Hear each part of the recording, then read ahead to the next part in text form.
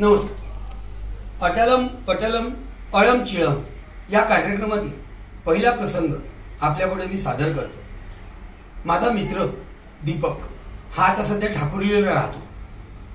तर हा आणि मी, दीपक आणि मी, आम्ही दोघंजण नेरिमन पॉइंट मेकर चेंबर्स फायला एकत्र कामाला होतो. एक दिवशी काय झालं की मी आणि तो आम्ही गप्पा मारत उभे होतो. आता दीपकला घाणेरडी सवय कशी होती, सतत हात वर करायचे, इकडून हात वर करायचा, हातवारे करत करत अशी बोलायला त्याची घाणेरडी सवय.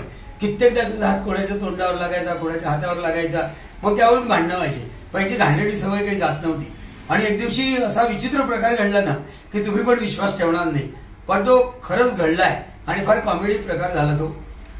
आता दीपक माझ्याशी बोलत होता आणि अचानक एक माणूस घाईघाईत तिकडून येत होता आणि याची नेमकी आणि हात असा वर केला आणि याची करंगळी त्याच्या नागपुडीत गेली. त्या माणसाला झाली होती सर्दी. याचं बोट भरलं ना सगळं. आता बोट भरल्यानंतर हा माणूस त्याच्या हा बोट वैतागलाय त्याच्यावर. अरे माझं बोट भरलं, नाक नाही का साफ तुला करतायत? तेव्हा तो समोरचा माणूस काय बोलतो माहितीये का? अरे मूर्खा, रस्त्यावर एवढे हातवारे करून चालतोयस आणि एवढं मोठं नख वाढलेलं तुझ्या बोटाचं, त्या बोटाचं नख माझ्या नाकात गेलं, माझं नाक जखमी झालं, त्याचं किती भरून देणार आहेस तू?